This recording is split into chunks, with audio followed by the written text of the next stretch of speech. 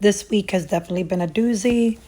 As you all know, conservative activist Charlie Kirk was shot DEAD in Utah on September 10th. And though it is a shock and it's sad for many people, a lot of people, particularly in the Black community, the minority community, they're not even worried about it. There's a lot of mixed reviews on this.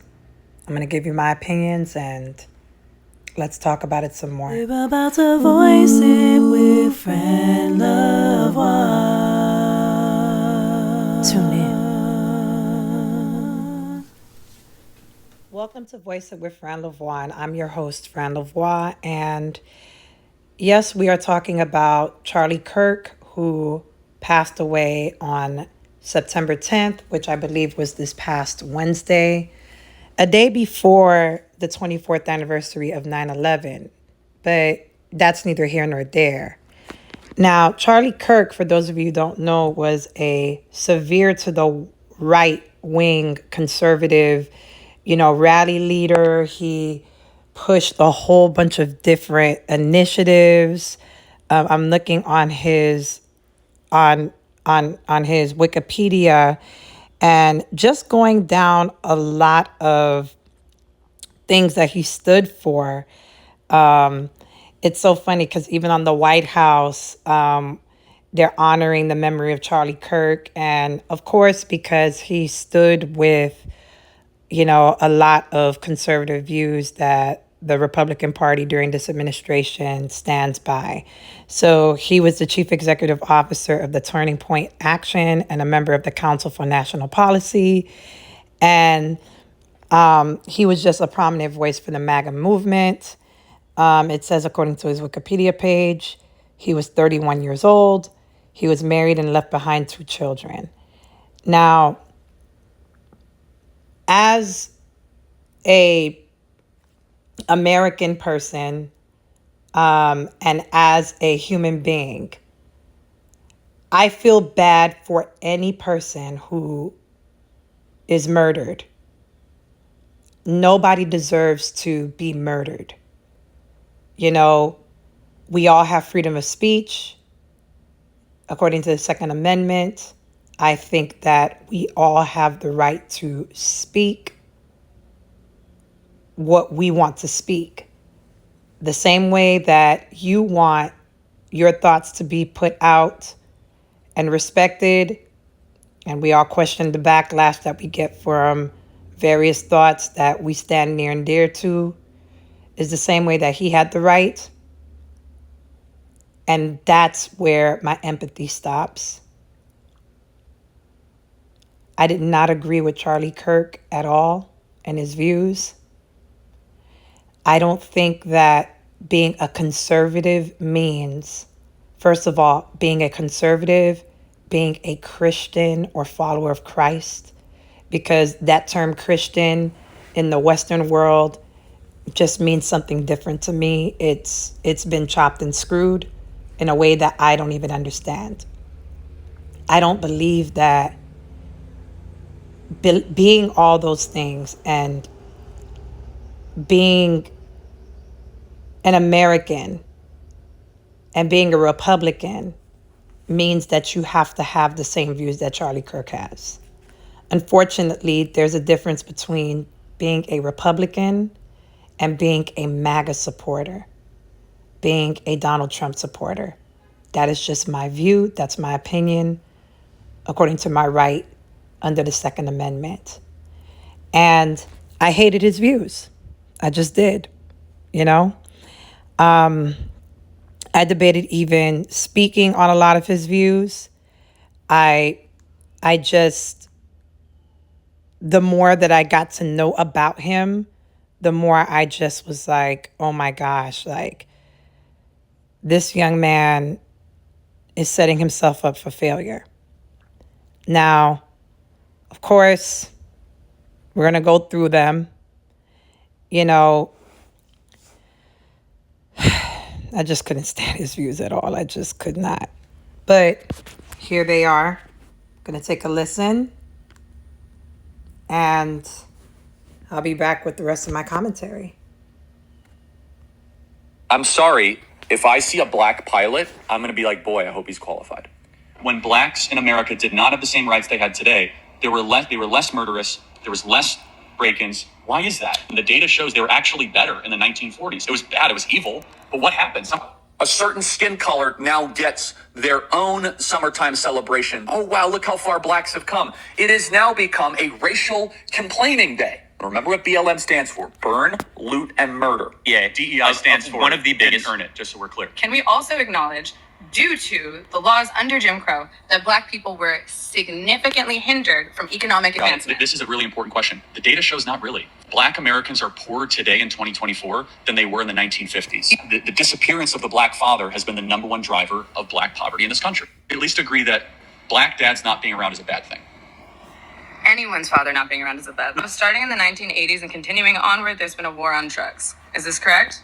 I like the war on drugs. Blacks commit more crimes than whites do. They commit more murders, they commit more arsons, they commit more kidnappings. That's not a war on drugs, that's a culture problem. Why are so many blacks committing murders outside of their population? So we've spent $20 trillion on uplifting black communities, $20 trillion, and black Americans are poor. Food stamps, subsidized housing, Medicaid, public schooling, subsidized college. We're talking about $20 trillion that is spent on the Great Society, and yet black America is poorer, more murderous, more dangerous. Part of What does equity is allowed.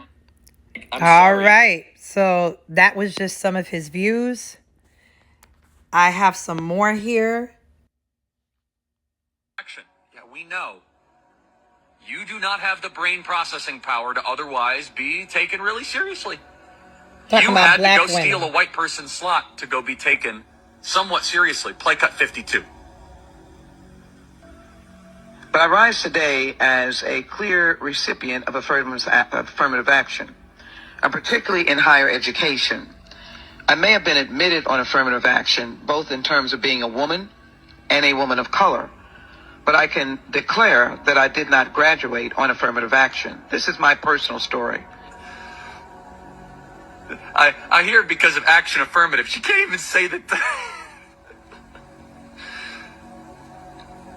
We know. It's very obvious to us that you were not smart enough to be able to get in on your own. I couldn't make it on my own, so I needed to take opportunities from someone more deserving. You know, this is how action. Yeah, we know. If I see a black pilot. So that's pretty much that. And shout out to I Am Dame Madison and I Am Dame Madison 1, where I got that. And it was a thread. And she said, stop expecting black people to be sympathetic to those who hated us. And the sad part about, all of this is that if you talk to people who had the same views as Charlie Kirk, they're not going to say that they don't like black people. They're going to just say, well, I'm just presenting the facts. And, we can go through the book of Proverbs because Charlie Kirk was a conservative and he claimed to be a Christian. And just things that even I've had to learn, even though I didn't have such hate speech. In the book of Proverbs, it speaks all about how life and death are in the power of the tongue, and just gives so many different, just metaphorical, beautiful quotes, about why being careful with your speech is so important. And I just got some more here, child. Why don't you believe that white privilege exists? I just want to get your understanding first, and then we could go from there. Well, is there anything that you can't do that I can do? No, we could do the same things if we put our minds to it. Good. Then there's no white privilege. Why don't you get what I mean? Like, just stuff like that. Like, there is white privilege. Doing what you can put your mind to is not what it's about, Charlie, and people who think like him. It is about the disenfranchisement of the blacks in America. See, my parents are not Black American. They are Black by race. And some would even debate that. Shout out to Tariq Nasheed. But my parents do not come from America. They were immigrants who were turned citizens. And, it doesn't matter because we see every day how Black people in this country, though they may be successful, though they may live in beautiful homes, though they may have money, if at any given moment a white person or someone who is white leaning wants to discriminate against a Black person, no matter what they come from, we have seen it. I've experienced. I could be in my work clothes and I'm a healthcare professional and I could be coming out and I'm in one of the most respected healthcare professions in the world, and people will still stop and question who I am, what I'm doing, where I come from, how did I get so far? Very suspicious of me, because every day that I'm in this country, it makes me feel like when I see certain things, it's like, wow, why you guys say that you don't have a problem with us? To me, it sounds like you guys are often suspicious of us. And even in some of those quotes that you heard, Charlie Kirk was also suspicious and had a lot to say about the Black community. And if you watch those videos and if you see that footage, you'll see even white people in those clips. White women, they were shocked to hear him say the things that he said. Because it's not just all white people that feel that way, but there are a select group of people, and not necessarily white, but a select group of people that feel this way about the African American community, the Black community, the Black community in this world. So his shooter was captured, and Tyler Robinson, I believe he was 22 years old, and his family, supposedly, I think his grandmother said that, the family is all MAGA. And there were other reports saying that he was in the LGBTQAI community. There's a lot of conflicting reports. One saying that he was allegedly dating a transgender. What we do know is that he shot from several hundred feet away and caught him. And very eerie, just listen to what was asked and what the conversation was right before Charlie was murdered. So do you know how many transgender Americans have been mass shooters over the last 10 years? Too many. Like, do you hear this speech? It's terrible, right? And so they caught him. They caught Tyler Robinson. His father turned him in. And it's just crazy, right? Good morning, ladies and gentlemen. We got him. On the evening of September 11th, a family member of Tyler Robinson reached out to a family friend who contacted the Washington County Sheriff's Office with information that Robinson had confessed to them or implied that he had committed the incident. Good morning, ladies and gentlemen. So they got him, right? Like I said, this happened in Utah. And a lot of people have mixed reviews. And a lot of people, especially in our community, Stephen A. Smith spoke out. I have empathy in a sense for his children, like, man, his children were young. They were innocent in the sense they had no idea. But the other part of it is that they were being indoctrinated into these processes of thought where they would one day probably look at people of color, particularly Blacks, the same way. You have Candace Owens over here crying about it. Our Black sister, right? Some of y'all don't see her that way. Our relationship was real. We were brother and sister. We were fortified. Our relationship was forged in fire, the fire of politics. I knew him. I knew Charlie, the real Charlie. And Charlie knew the real Candace, you know? I think in the end, Charlie was going through a spiritual transformation. I don't think it, I know it. He was going through a lot, and there was a lot of pressure.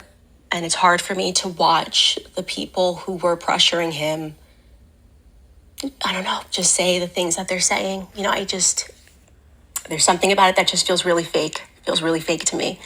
And they would have allowed him to lose and wanted him to lose everything for changing or even slightly modifying an opinion. And then to see them doing what they're doing today, it's hurtful to me. It's very hurtful to me. But I don't want today to be about anything other than you guys knowing that Charlie really was an amazing person. He was we were really close. And he was my best friend and my brother. And I will never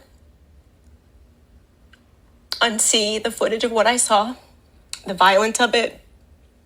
I pray for the people who took any pleasure in that. I would never miss on a single person in the world that I would wish that on. And least of all, someone with a heart like Charlie's. He loved his family, he loved his wife, he loved his country. And he didn't deserve that ending. He's really young. But I know that we will carry the torch. I will never allow the memory of Charlie to be forgotten, obviously, because there is no Candace without Charlie. We came up in politics together. And so I don't know what else to say, guys, other than I'm in a lot of pain right now. And I love you, Charlie, and, I'll see you when I'll see you. I love you very much. Yeah, so that's what she had to say. And a lot of people was just rolling their eyes at that because we already feel the way that we feel about Candace Owens, in the sense that while she says a lot of things that does make a lot of sense, and that really does provide critical thinking and in my opinion, it provides a platform for change. It's just very off-putting, and a lot of it is very narrow viewed, which is the problem. Sometimes she does not open up her thought process outside of her own experiences that makes her feel the way that she feels, which is why it's difficult to listen to her a lot of the time.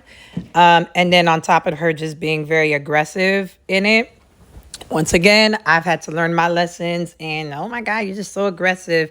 And it wouldn't even be about like opposing views like the way they are, but just in general, it's just the way we say things and the way that we do things really does attract. And it's not about having people agree with you.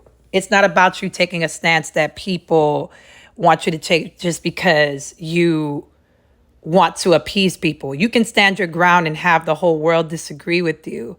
But it's how you say things that I have found more often than not that will get people to stop and pause and think. And in some people, you're just not going to win them over.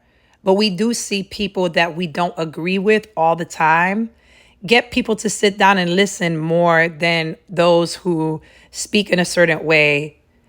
They don't get it. And trust me, like, I have learned the hard way with that. So while I still maintain my views that I have, now, disclaimer, I'm not telling you that I'm a Republican.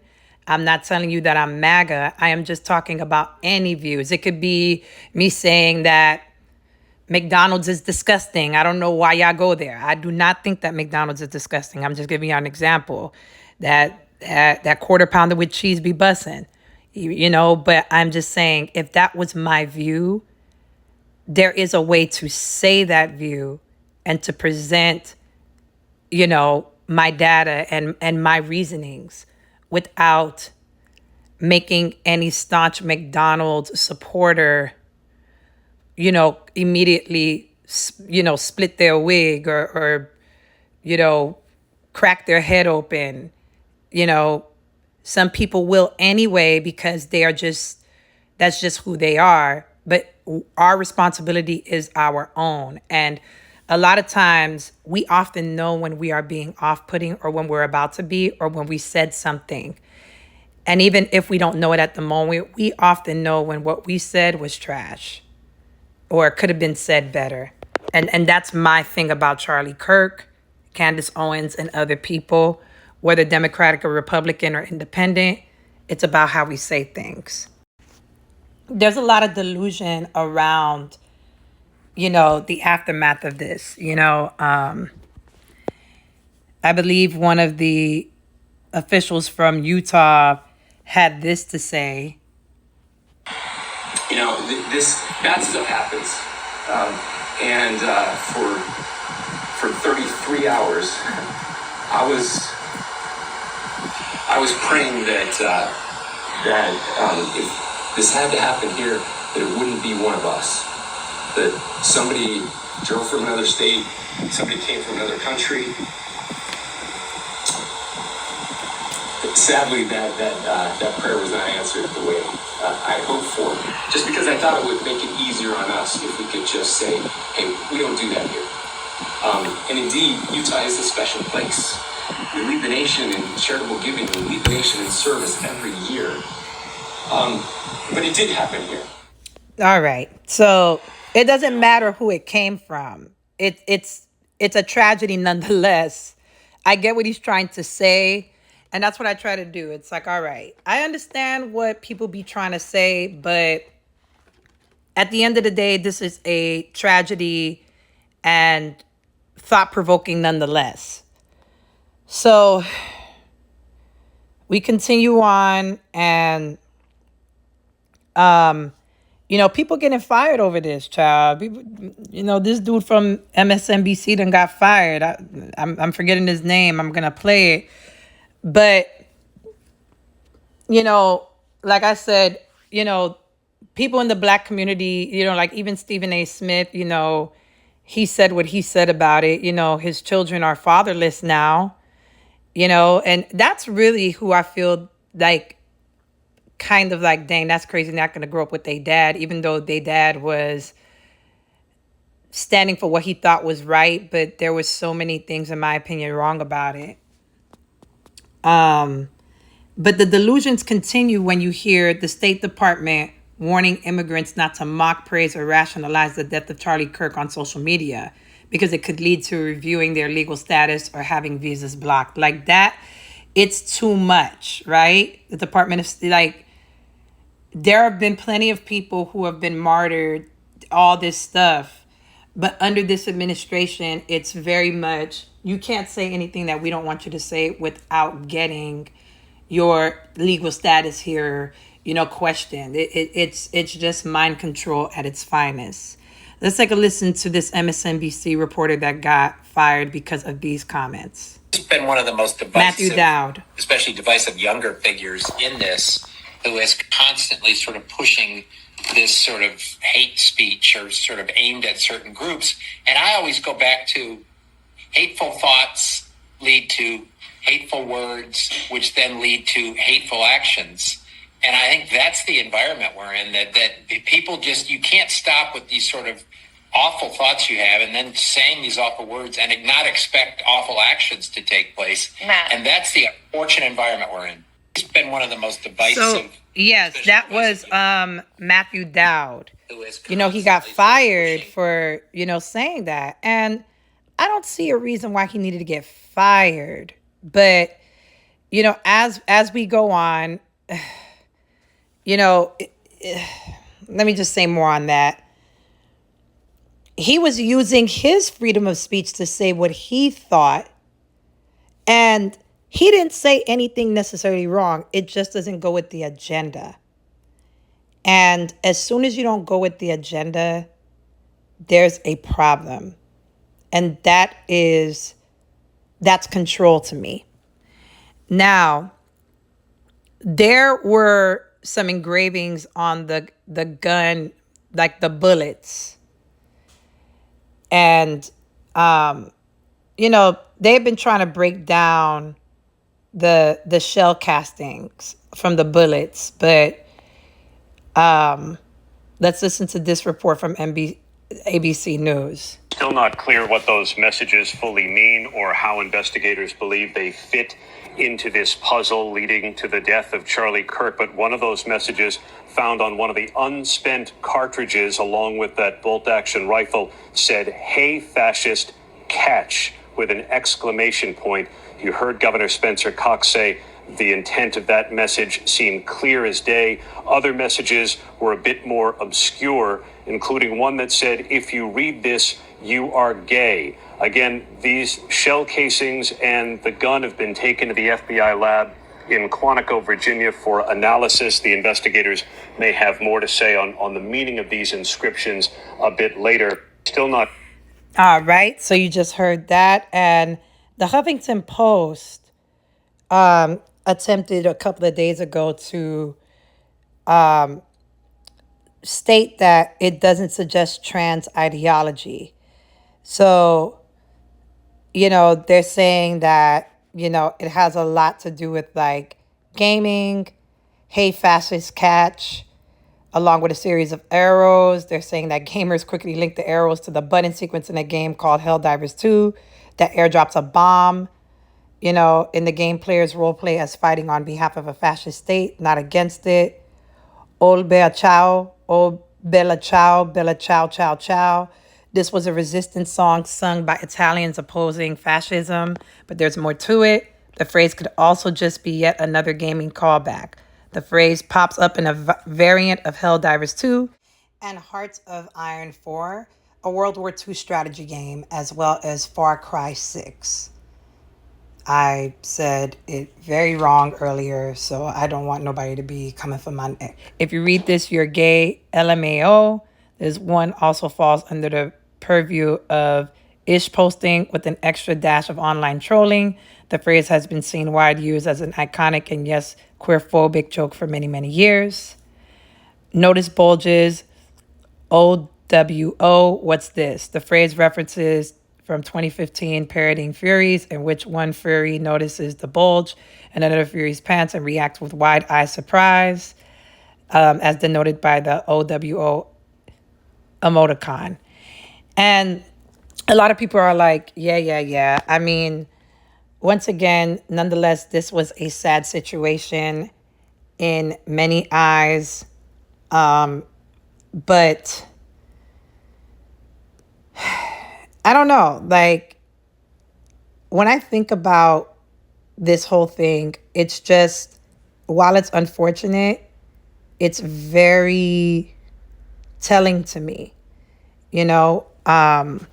and I, at one point, felt sad for his wife. And let's just listen to a little bit of what she had to say. And I talked to her and she said, "Mommy, I missed you." I said, "I miss you too, baby." She goes, "Where's Daddy?" What do you tell a 3-year-old? She's 3. I said, "Baby, Daddy loves you so much. Don't you worry. He's on a work trip with Jesus, so he can afford your blueberry budget." And my goodness, am I so humbled to witness Charlie, you alongside Jesus right now. And I talked to her and she said, the evildoers responsible for my husband's assassination have no idea what they have done. They killed Charlie because he preached a message of patriotism, faith, and of God's merciful love. But they should all know this. If you thought that my husband's mission was powerful before, you have no idea. You have no idea what you just have unleashed across this entire country. In this world, you have no idea. You have no idea the fire that you have ignited within this wife The cries of this widow will echo around the world like a battle cry. All right, so I was going to end this video in a different way, but I wanted to just add the cherry on top where Charlie Kirk was offed as a result of something that he believed in, which was gun violence. The irony is sickening. Take a listen to what he said about the Second Amendment. I think it's worth to have a cost of, unfortunately, some gun deaths every single year so that we can have the Second Amendment to protect our other God-given rights. That is a prudent deal. It is rational. So he thought that it was rational. It just goes to show you that how he passed, unfortunately, was a result of what he believed in. And he said some. I don't think he thought he was going to be a part of that some. And that's the unfortunate part. I don't have empathy for this man in the sense that I didn't believe in a great portion of what he believed in. And it has nothing to do with me being a black woman. It has everything to do with him being, to me, a threat to Americans and to the world based on his views. These are my opinions. According to the Second Amendment, I'm able to share them. I just feel that he was a father, a husband, and a friend to whoever he was friends to. And for them, it's very sad. And I have sympathy for them in that sense that if I had a friend that people did not agree with, I would feel bad if people did not, or if people were slandering them. But a part of me would think, would I be friends with a person? Would I be close to a person that had such horrible views? Would I be? I don't know that I would. You know, and I call them horrible. Some people might come down here and say, you don't know what you're talking about. His views were fine. You guys are just being sensitive. We're only calling people out for sensitivities that are not our own. And that's the beautiful thing about life, and it's the ugly part of life at the same time, that we all have views that neither one of us have to agree with. So I bravely ask for you to drop down in the comments and let me know what your views are. Please be respectful. I respectfully gave my views. You don't have to agree, but don't disrespectfully disagree. Please like, comment, share, and subscribe, and I will see you in the next one. Bye. Hey, what's up, y'all? It's Fran Lavoie. Thank you so much for listening to this video and watching it. Now, if you like this one, there's plenty others where that came from. Be sure to check out my channel, like, comment, share, and subscribe.